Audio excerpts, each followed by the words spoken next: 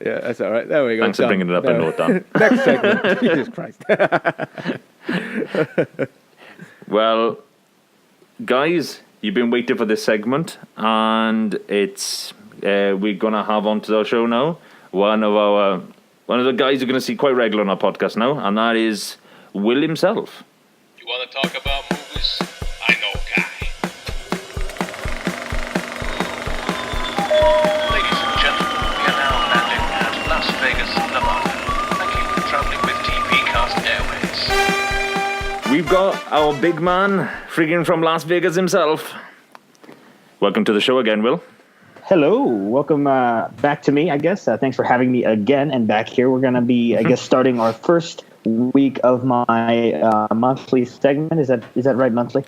It is indeed. It's going to be monthly. That's right. Yeah, that's right. Welcome. Thank you. And so what we're going to be doing here is we're going to give you guys, that DPcast audience everywhere, some movies to check out on all your streaming services, as well as my favorite trailer for the month and a new release that I think everyone should check out.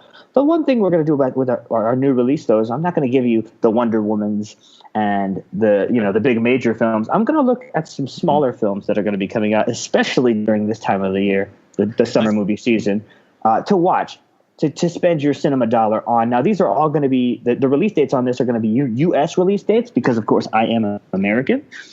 So when we talk about release dates, it's going to be all U.S. Sorry, So without further ado, let's get to that, and let's get to the first film on my list. And I know I told you gentlemen to do this, but we're going to look at, the first thing we're going to look at is the trailer that I recommended for this month, and that is my favorite trailer for the month and probably my second favorite for the year, Blade Runner 2049, directed by Denis Villeneuve.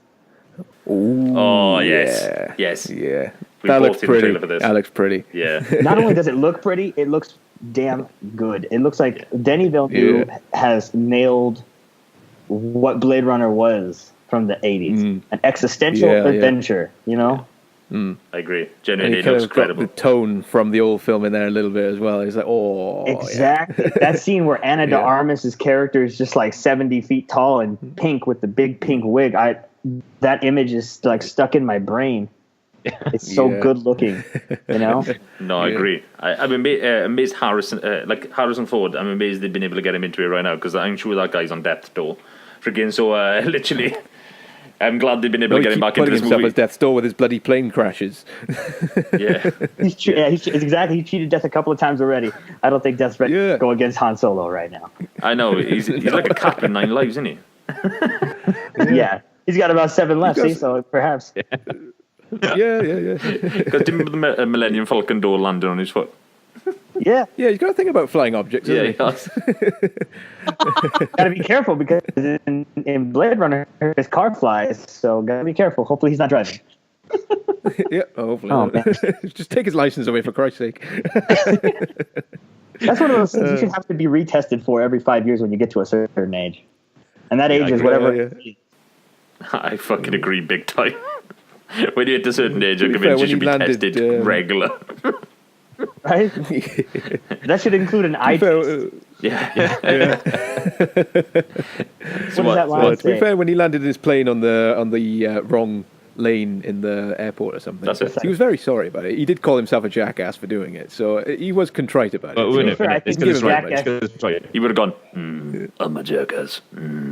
Freaking, because he just mumbles into his own voice now. I was just gonna say that's kind of like the only word he knows. It's like when something goes wrong, jackass. Just that's the whole thing. He just grumbles into himself like. He's reached that Gran Torino level of old man. Yeah. Get off my lawn. Get off my lawn. Get off my lawn, you guys. Speaking of which, I love that film. It's fantastic. Yes. So, Yeah, what else yeah. have we got for us then? Now, what else we have is here in America, we have something called Netflix. I know you guys have it over there across the pond. Yeah.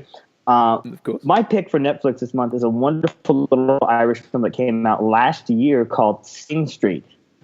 Okay. Now, what this one is, if you haven't seen it, it's about a kid in the 80s who forms a band to try to impress a girl. Now, Yeah. the music is fantastic, and it works as a double-edged sword because he's forming the band to impress a girl, but it's also an outlet for him to deal with what's going on in his personal life, which I won't go into because that'll spoil some of the movie. The director of it is John Carney, whose previous 2 films are really good musical films in Begin Again and the Oscar-winning Once. Oh. Oh, It's a great Irish film about an Irish busker, and it's fantastic. You guys have seen it, right? Yeah. I haven't seen those 2 films, but I've heard of them. Yeah. Come on, guys. I know. We're just sitting here, we're doing the kind of, you're the headmaster or the head teacher, and we're just kind of sitting in front of you going, So no. The best thing about Sing Street for me is as you see the kid get more influences. For example, when he starts listening to The Cure, the song he writes sounds like a song The Cure would have wrote. All right. Yeah. When he starts listening to more Hall & Oates, the best song in the movie is the Hall & Oates inspired song called Drive It Like You Stole It. It literally sounds like you could have lifted it from 1985. It's great. I recommend everybody go on Spotify, listen to the soundtrack. There's some great actual 80s tunes like Duran Duran. I think there's a couple of other punk tunes on there. Definitely recommend everybody check that one out. It's on Netflix right now. You can also get it on demand if you have it in your country. We have another streaming service here in America called Hulu. Yeah, we don't have it so much over here. Well, it was a weird one, but Dan said he thought we did, but I was pretty positive that we didn't. Yeah, I'm sure I've been on the website because I think Hulu shows Raw and SmackDown on it. It does. Because I researched it once because I thought, I wonder how much Hulu is, and I went to research it, and I had a look. It didn't say anything about it not being in the UK. I looked it up for you. It's not available. Yeah, it's not. Never mind. Yeah. You can go to the site, but you won't be able to sign in. What that one is that one's more TV based, but they have been stepping their game up with film recently, and I chose a very, very obscure and a little bit of an older film this time because I feel like a lot of my picks were kind of newer for this week, so I was like, I'm going to break it up and pick an older film. So I picked a film from 1999 called Jawbreaker. Oh yeah. That's funny. I tell you what, I looked it up, and they're making a TV series of it, aren't they? I had no idea. I don't watch a lot of TV. Yeah, I know. I IMDb'd it to see what year it was made. And there was another little Jawbreaker title there. I was like, what's this then? It's a TV series based on the night. It's got no cast, no details on it. It's one of those really early IMDb entries where nothing is on there. It's just got a title. Yeah. In development. It's not even on that, it's just a title at the moment. So when we talk about Jawbreaker, and I'm sure you guys have seen it, right? I've seen it, yeah. Yeah, Dan has it. Cool. A while ago, I can't remember. We talk about Jawbreaker, you have to start with the cast, which is a lot of really talented actresses from the 90s. Rose McGowan, Judy Greer, who's still kicking now and today. She's been doing films even now. We got Rebecca Gayheart in it as well. Just a really, really fun movie about these girls who surprise their friend on her birthday by kidnapping her and stuffing a Jawbreaker into her mouth, which subsequently leads to her dying. The nerdy girl in class notices that she's missing and suspects the popular girls. So to get them off her tail, they include her. It's a nice precursor to the Mean Girls. Yeah, it's Mean Girls. It's kind of that time, isn't it? It's leading up to it. Yes. That kind of high school girls. I'm rubbish with titles. Like, say now, for argument's sake, I go onto IMDb and I double check this movie. There's a high chance I might have watched this movie again because it seems very familiar. You telling me about it, but I'm fucking rubbish with names. Well, it's always a good movie. I love Mean Girls. I'm not gonna lie to you. I'm going to be straight up with you. I love that movie. Why would you? Again, Mean Girls is good. I love the principal in it. He's hilarious. What's his name? Tim Meadows. That's the one. Yeah. He was a star of the show for me. I loved him. He's the latest man. The latest man. Yeah. That's good stuff. So the cool thing is once the nerdy girl played by Judy Greer gets integrated into the popular people, she has to hide the secret now as well. And it's basically them dealing with her getting out of control because now she feels like she has the power and she can blackmail them versus them also trying to maintain and hide their secret that they murdered their friend on accident. Really cool dichotomy. It's not a really well reviewed movie, but I totally have a great time watching it, and I've rewatched it multiple times. It's a fun film. Very fun. Yeah. Very fun. Yeah. Like some films are like that. You just it's not the greatest film in the world, but it's such a fun watch. It's nothing too serious in it. It's just you enjoy. It's a guilty pleasure. Let your mind go. Dan. Yeah. Yeah, exactly. Yeah, That's a guilty pleasure for me as Jawbreaker. Really fun. We actually have a really cool streaming service, and I think it's available to you guys as well. It's called Tubi TV. It's a free app that you can download on iOS and Android. Yeah. It allows you to watch free movies, but you do have to sit through some commercials. We've been talking to them over Twitter about having them work with us here for this particular segment that you guys have given me. So far, so good. They said once the business there settles down, because they've just acquired a lot more money to do what they're doing. Yeah. One movie that's on there is a great film from 2015 called Cooties. All right. Oh, I really want to see this. I really, really want to see this. Dan did his research, Paul. Yeah. Literally, I have not heard what this is. What is this? Cooties. Yeah? Cool. I've never heard of it. What is it? So I'm about to tell you. So Elijah Wood stars as a substitute teacher teaching at a school full of K through fifth graders. When one day a infected student comes to class, we don't know what's wrong with her. She's got some sort of fever. Turns out it's a flesh-eating bacteria that causes them to turn into flesh-eating monsters. They're all little kids, mind you. Yeah. The entire school starts to get integrated, and now we are here with a group of teachers trying to escape these kids who have a disease that they're calling Cooties. And it basically plays like a Dawn of the Dead. Instead of a mall, though, it's a elementary school. Or I don't know what you guys call it, elementary school. Or school. Yeah, primary school is I think you call it over here. From the trailer, I noticed they say that it only infects people or children who haven't gone to puberty yet. Yeah, so it's a child zombie virus, basically, is it? It's exactly correct. It's a child zombie virus, which is interesting because they'll eat the adults. So the adults aren't safe from death here. In fact, they're mental. It's completely insane. The cool thing is they don't play it serious at all.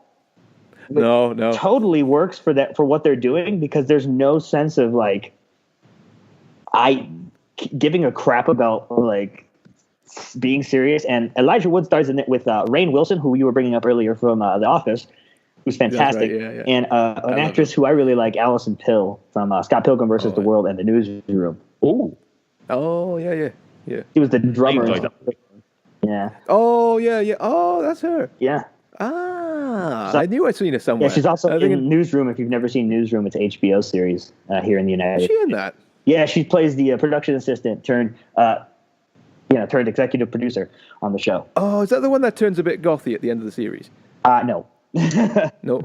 Okay, wrong character. Never mind. And then it also has a great director / actor, Lee Winnell, who's really, really funny in this. There's some really good characters, and what I really love about it is it's all caricatures of tropes that you would see in school, but they play them up to the teeth insofar that it's ridiculously hilarious. Yeah.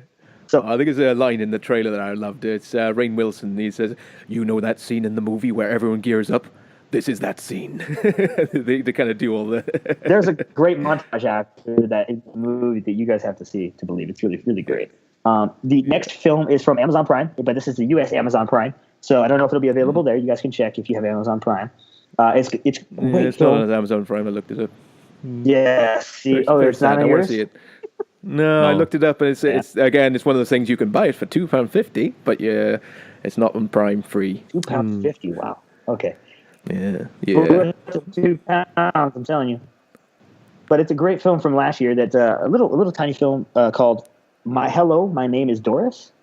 And what this one is it's Sally Fields stars as a very depressed woman whose mother, who has just died. Her mother was her best friend, and she's just kind of trying to deal with that. And she meets this young new boss played by Max Greenfield from New Girl.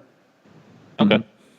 And they kind of strike up a friendship, but she's too scared to be friends with him because he's way younger. Yeah. At the same time, though, she's dealing with her in-laws, her brother, played by Stephen Root, who's amazing, and her sister-in-law, played by Wendy McLennan McCovey from the Goldbergs. They're trying to get possession of the mother's house, which Doris currently lives in. Yeah. She's dealing with all that, and she's also got people at work telling her she's too old to be there, including Kumail Nanjiani, which we'll get back to in a minute here. the importance of him in Yes. in this week's session. It's directed by Michael Showalter, who did a great film from about 10 years ago called The Baxter, which I really love. If you've never seen The Baxter, check that one out too. But this plays into my new release for this month. The film I'm really excited for. It comes out, U.S. release date is June 21st. It's a really cool film called The Big Sick. Oh, And this one stars Kumail Nanjiani as well. But it's based on the relationship he had with his real life wife, who in the movie is played by a very talented actress named Zoe Kazan. Okay. Yeah. You may have seen her in basically everything. A little known fact: her grandfather is actually Elia Kazan, the director of On the Waterfront. Oh, I know you are. Yeah. But the thing about Elia Kazan is he was blacklisted in Hollywood after he named names during the infamous blackballing of communists in the 1940s during the McCarthy Act. Oh, I see. He was a snitch, and that's actually what On the Waterfront out was him. The backlash he was receiving about that. But that's this film. It's great. These two people meet, and they're not certain if they want to be together. Nanjiani's character, being of East, I think he's Indian, so he's Indian descent, is being set up by his mother with good Indian girls, but he's not really interested in that. He's more interested in this woman that he is interested in. She falls ill. Right. Yeah. She falls extremely ill, and upon doing that, ends up meeting her parents in the hospital. Her dad, played by Ray Romano, has some lines in the trailer.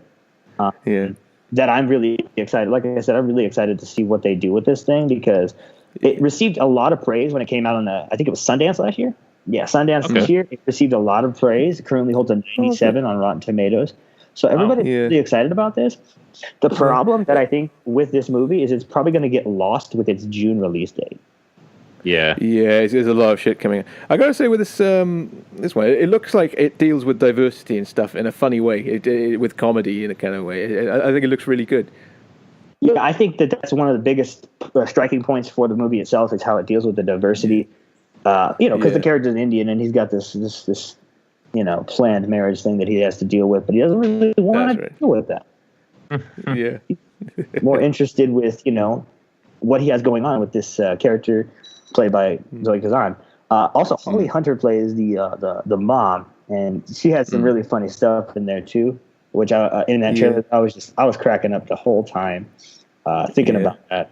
One really cool point is it's actually June 23rd. I got the release date wrong, but I'm going to see what else comes out that week so we can discuss how we think it'll fare. Okay. Okay. So actually, it might have a chance this week because it's coming out the same week as this great movie called The Bad Batch, starring Jason Momoa and Suki Waterhouse. Okay. Right. Directed by the director of what was her name? What was the name of the movie? A Girl Walks Home Alone at Night.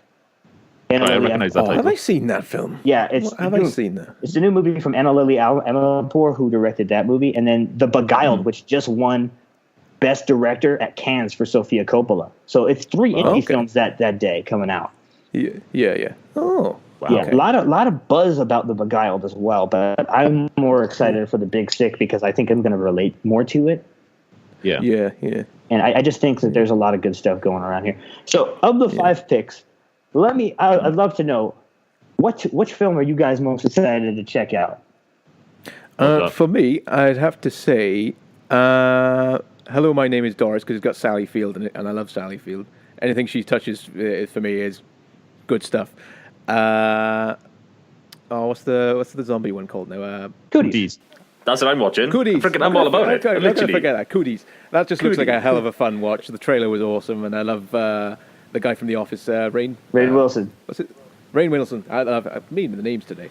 Jesus. So those two I would say are my top ones. But to be honest, all of them look pretty damn good. It's a really nice choice. Fair play, Will. I think I've already seen Jawbreakers at some point in the last, when was it out? 17 years, something like that. It's been out now. So at some point I have seen that. I can't remember it all that well. So 18 years officially. It came out in February 1999. So 18 years. 1999. Wow. Oh, wow. God, does that make you feel old? Yes, the kids who were born the same year that movie came out can now legally vote. Yes. Oh, Christ. That's crazy. Yeah.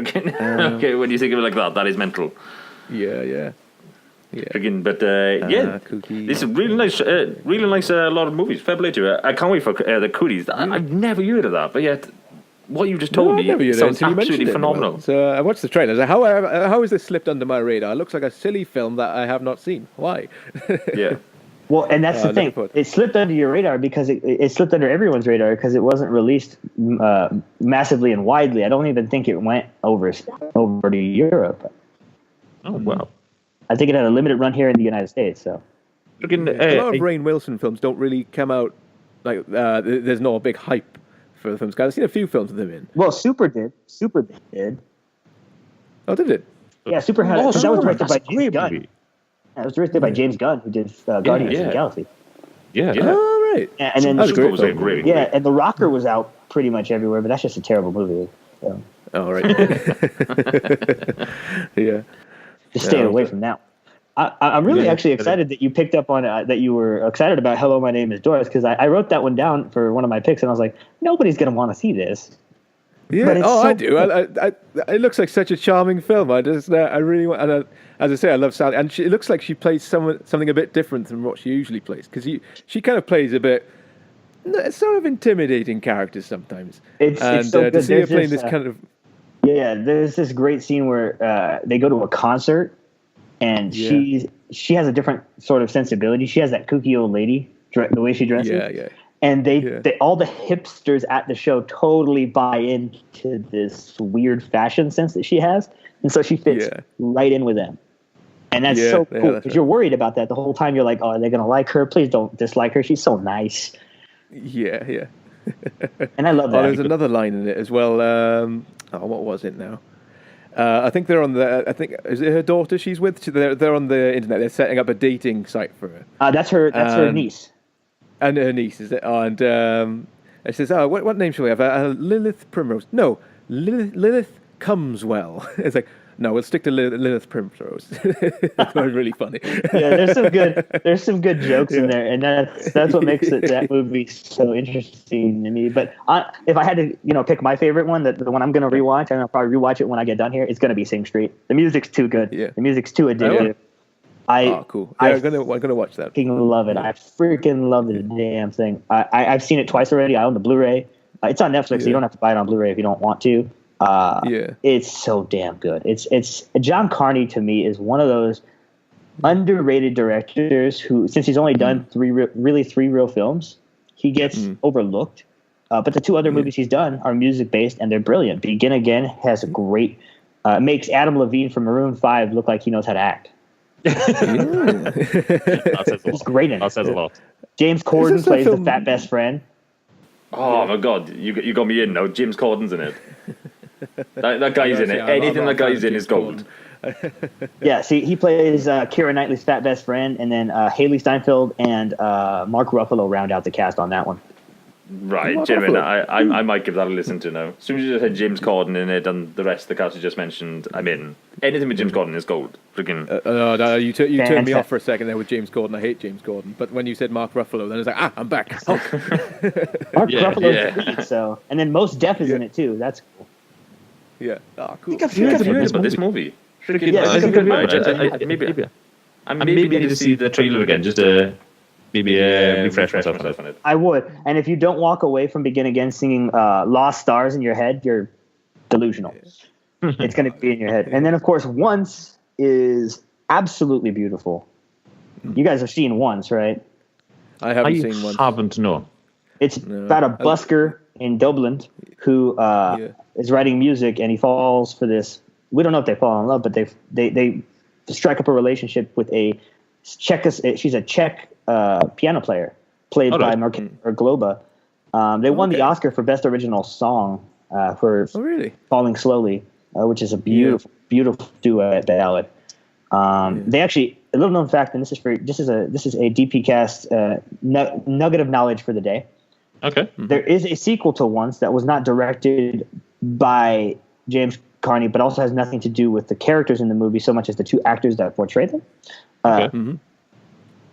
The brilliant Markéta Erglova and the absolutely unfathomably talented, what's his face, Glenn Hansard formulated a band after the movie called the Swell Season. The two of them started playing music together for real in real life. Oh, really? And started dating. There's a wow. documentary, sort of a pseudo documentary called The Swell Season. It talks about a life on tour with them, and they go on tour with a great band called Iron and Wine, who you may have heard on such soundtracks as the Garden State soundtrack and Twilight. One of them, I don't remember which one. Yeah. Oh, cool. So, So is it Once and then It's Nancy a great was the documentary. sequel, That one is available as well. Yeah. The Swell Season was the second one, and it's not really like a sequel Swell Season. so much as it is a pseudo sequel based on the two real life people. Okay. Oh, okay. Yeah. Oh, cool. I'll write them down now to go and watch them. So, In closing, I'm going to wrap this up by saying those are my picks for this month. Awesome. Everybody should go on and check them out on the streaming services I have named. If you don't have any of those, find some way to watch all 5 of these movies because I think you're going to have a great time with them. I think especially Sing Street. I think everybody's going to have a great time. I look forward to seeing The Big Sick. Maybe by the time we do this again, I'll have seen the movie and I'll be able to tell you what I think about it. I'm looking forward to Blade Runner in October 6th is the U.S. release date for that. I'll be there for that one. In closing, thanks so much for having me again this time, guys. Check me out on Twitter, Instagram, and Facebook at Film Snob Reviews. We're going to be posting some cool stuff. And if you're in the Las Vegas area, in July, we're going to be hosting a screening of the brilliant anime Akira here. Oh, nice. At the AMC Rainbow Promenade. So if you're in the Las Vegas area and you want to attend that screening, stay tuned to my social media for how to purchase tickets. We're going to be doing a Q&A about movies, anime, and animation in general afterwards. oh, cool. Oh, fantastic. Sounds good. Well, I'll get my plane ticket to Vegas. Right. Well, you guys need to follow Will and all his projects he does. He does it in such awesomeness that he does it on Twitter and all the stuff he just mentioned. But if you want to get a hold of us in the same nutshell, we are at the DPcasters, capital D, capital P, capital C, and you can find us on Twitter, Facebook, Mayor as well. Will is our one of our admins on Facebook. So if you want to have a chat with him on that with us, we've only just set it up. So if you want to have a chat with him about maybe inevitable movies coming up or anything of that caliber, maybe trailers that you enjoyed, and maybe Will can give you a bit more of an insight. Will is linked with our Facebook, so have a chat with him on that, or even go onto his own. You can also recommend movies for the next time we do this, and I'll give you a shout out if I pick your movie. see. Sounds like a plan. Yeah. This is why we bring him on regular. He's doing a good job, yeah. Yeah, damn right. Yeah. But if you want to download this, guys, you know where to download it from. Is going to iTunes, SoundCloud, and all Android podcast apps by searching DPcast. Otherwise, guys, Will, it has been a pleasure, and that is a week, boys. Yeah. Do you want to give do you want to give some plugs, Will? I have nothing left to plug. All right, you ready to do it now? Have a week, guys. Ta-da.